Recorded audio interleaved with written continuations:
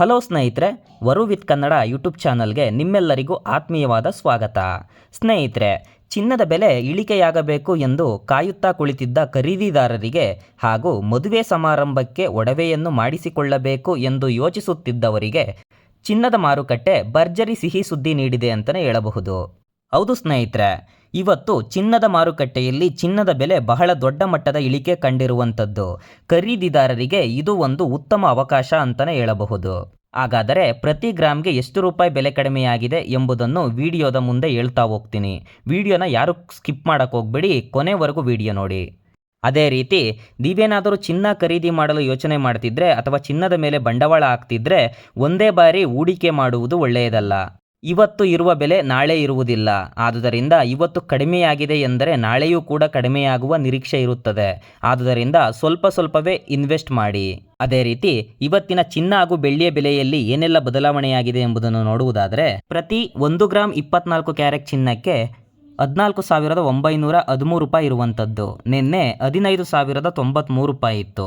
ನಿನ್ನೆಗೂ ಇವತ್ತಿಗೂ ಕಂಪೇರ್ ಮಾಡಿದ್ರೆ 180 ರೂಪಾಯಿ ಪ್ರತಿ ಗ್ರಾಮ್ಗೆ ಇಳಿಕೆಯಾಗಿದೆ ಅಂತಲೇ ಹೇಳ್ಬೋದು. ಅದೇ ರೀತಿ 10 ಗ್ರಾಮ್ಗೆ 1,800 ರೂಪಾಯಿ ಇಳಿಕೆ ಕಂಡಿರುವಂಥದ್ದು. ಅದೇ ರೀತಿ 22 ಕ್ಯಾರೆಟ್ ಚಿನ್ನದ ಬೆಲೆ ನೋಡೋದಾದರೆ, ಪ್ರತಿ 1 ಗ್ರಾಮ್ 22 ಕ್ಯಾರೆಟ್ ಚಿನ್ನಕ್ಕೆ 13,670 ರೂಪಾಯಿ ಇದೆ. ನಿನ್ನೆ 13,835 ರೂಪಾಯಿ ಇತ್ತು. ನಿನ್ನೆಗೂ ಇವತ್ತಿಗೂ ಕಂಪೇರ್ ಮಾಡಿದ್ರೆ 165 ರೂಪಾಯಿ ಇಳಿಕೆ ಆಗಿರುವಂಥದ್ದು. ಅದೇ ರೀತಿ 10 ಗ್ರಾಮ್ಗೆ 1,650 ರೂಪಾಯಿ ಇಳಿಕೆಯಾಗಿದೆ ಅಂತಲೇ ಹೇಳಬಹುದು.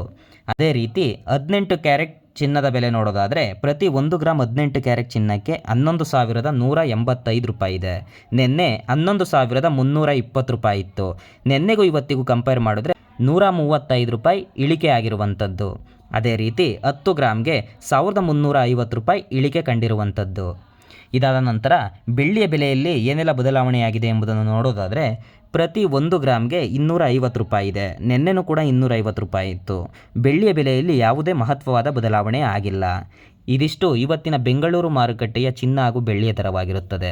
ಈ ದರವು ಯಾವುದೇ ಮೇಕಿಂಗ್ ಚಾರ್ಜ್ ಹಾಗೂ GST ಒಳಗೊಂಡಿರುವುದಿಲ್ಲ. ಚಿನ್ನದ ಬೆಲೆ ಮುಂದಿನ ದಿನಗಳಲ್ಲಿ ಇನ್ನಷ್ಟು ಇಳಿಕೆಯಾಗುವ ಸಾಧ್ಯತೆ ಇದೆ. ಆದುದರಿಂದ ಇನ್ನಷ್ಟು ದಿನಗಳ ಕಾಲ ಕಾದು ನಂತರ ಚಿನ್ನ ಖರೀದಿ ಮಾಡುವುದು ಉತ್ತಮ. ಧನ್ಯವಾದಗಳು.